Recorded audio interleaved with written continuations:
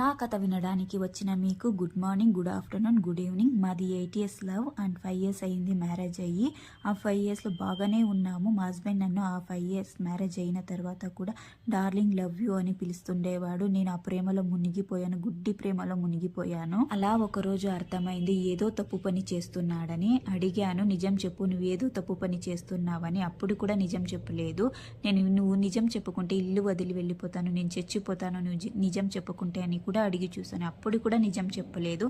అదేం లేదు, ఇదేం లేదని మాట మరుచుకుని వచ్చాడు. 1.5 year నుంచి నరకం చూస్తున్నాను. చావలేక బ్రతకలేక, పాప ఉంది కాబట్టి ఏమి చేయలేకపోతున్నాను. ఎంత నమ్మాను అంటే ఎవరిని నమ్మలేదు. అంత మంచోడు నా హస్బెండ్ అని అనుకున్నాను. అలాంటోడు ఇలా చేస్తాడని జీర్ణించుకోలేక, భరించలేక ఉన్నాను. ఏమైనా మాట్లాడినా, అడిగినా నన్నే కొడతాడు, నన్నే తిడతాడు. మళ్ళీ నేను వేరే అబ్బాయితో మాట్లాడినా చంపేస్తాడు నన్ను. అలాంటోడు ఇలా చేస్తాడని నేను కలలో కూడా అనుకోలేదు. అలా మోసం చేశాడు నన్ను.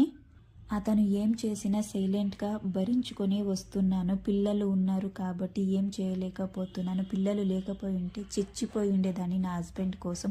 అంత పిచ్చి నా హస్బెండ్ అంటే, అంత పిచ్చి ప్రేమ నాకు మా హస్బెండ్ అంటే. వీడియో చూస్తున్నారు, ఎవరు లైక్ చేయట్లేదు, సబ్స్క్రైబ్ చేయట్లేదు. Please like, share and subscribe.